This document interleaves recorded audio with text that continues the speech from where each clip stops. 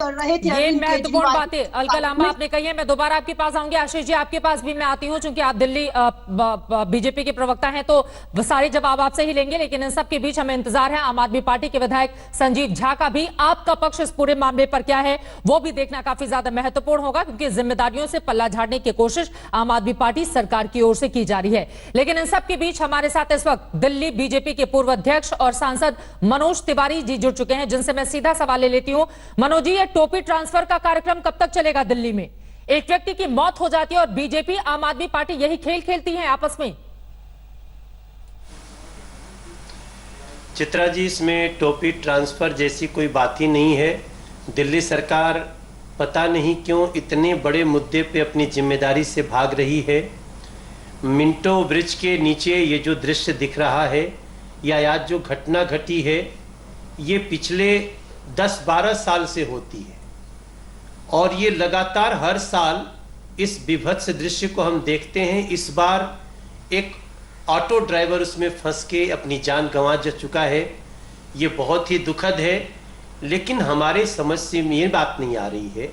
PWD की सड़क है, पीडब्ल्यूडी का ब्रिज है, ड्रेन है पीडब्ल्यूडी का।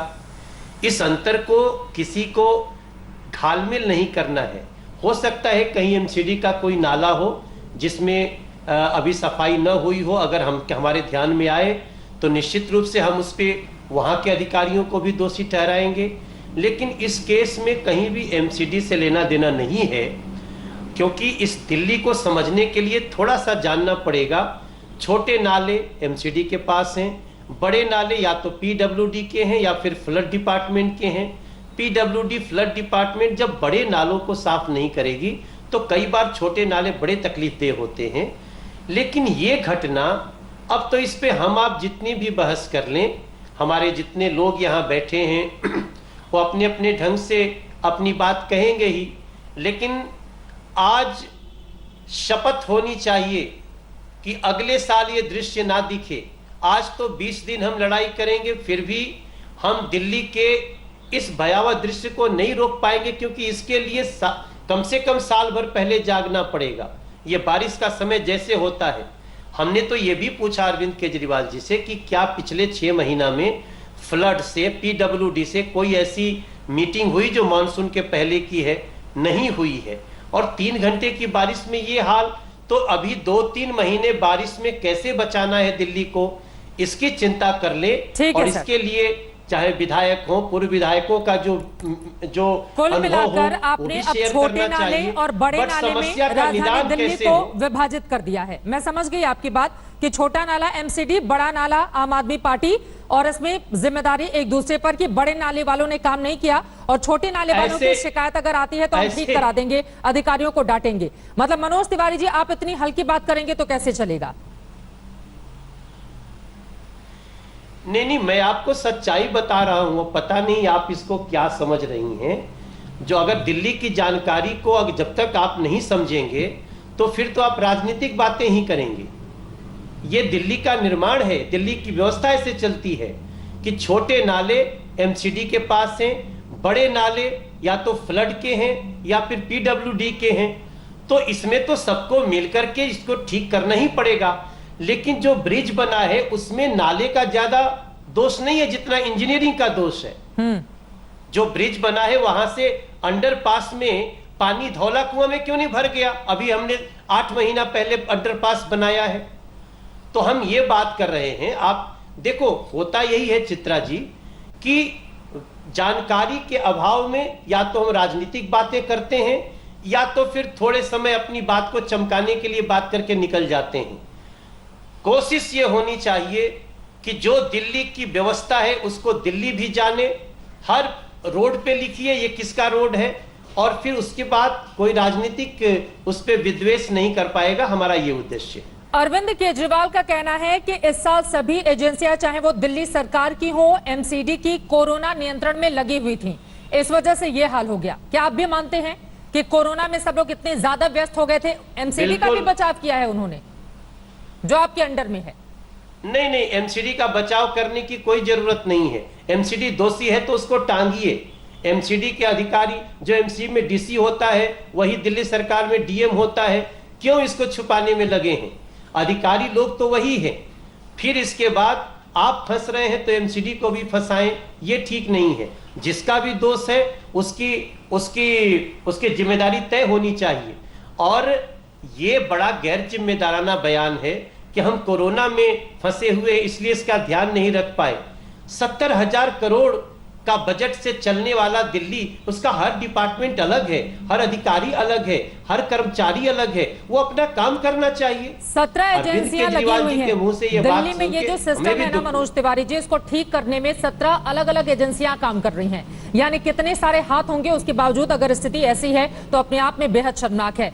मैं 2003 की तस्वीरें मैं चाहूंगी कि स्क्रीन पर लाई जाए। 2003 में मिंटो रोड का क्या हाल था और आज जब हम 2020 में बैठे हुए हैं, ये देखिए 2003 की तस्वीरें आपको दिखा रहे हैं। साल 2003 की ये तस्वीरें भी अपने आप में बता रही हैं कि कुछ नहीं बदला है राजधानी दिल्ली में। सरकारें आती रही, सरकारें जाती रही।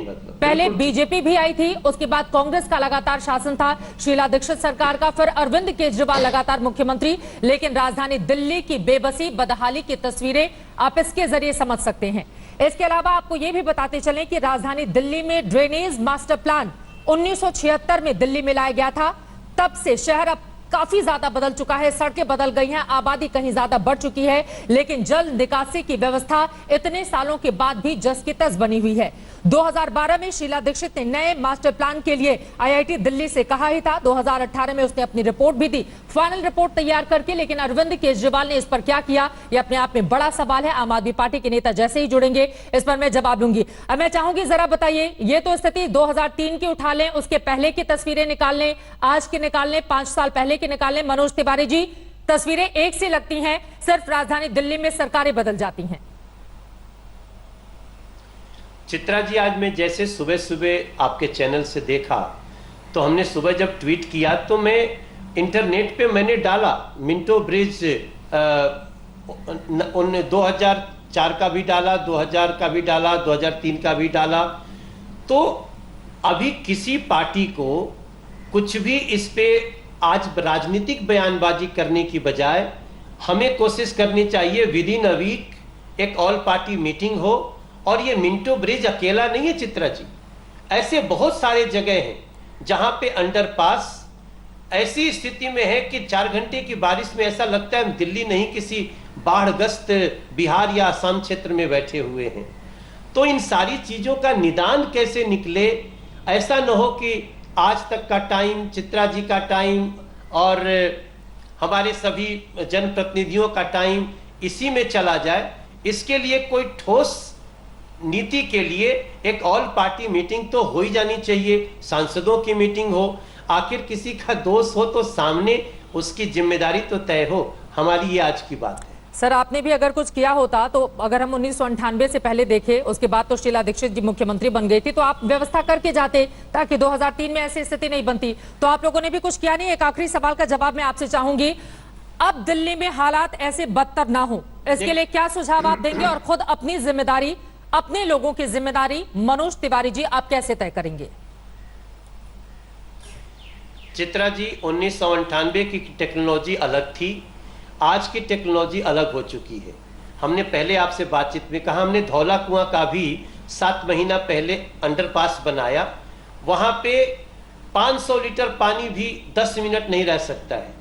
इसलिए आज जिस टेक्नोलॉजी में हम एलिवेटेड रोड बना दे रहे हैं, मिंटो ब्रिज और उससे जुड़ी हुई और जगहों को उसी आधार पे आज की टेक्नोलॉजी अनुसार चलाना चाहिए। एक जिम्मेदार सरकार जिम्मेदारी से इन चीजों को ले ले तो विद इन 1.5 ईयर दिल्ली की सारी ऐसी समस्याओं को बिल्कुल ठीक किया जा सकता है और हमारा कोई ऑटो ड्राइवर या कोई गाड़ी इस तरह से संकट में नहीं पड़ेगी, कोई हमारा ऑटो ड्राइवर मरेगा नहीं।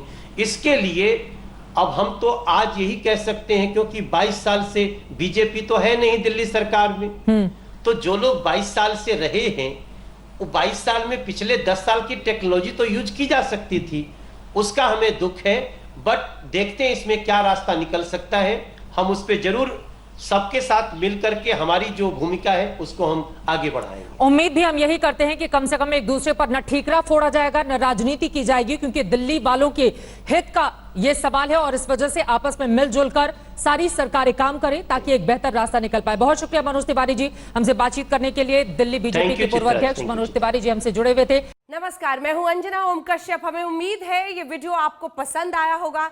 लेटेस्ट खबरों के लिए यूं ही देखते रहिए आज तक और इस वीडियो के पसंद आने पर लाइक, शेयर एंड सब्सक्राइब करना ना भूलें।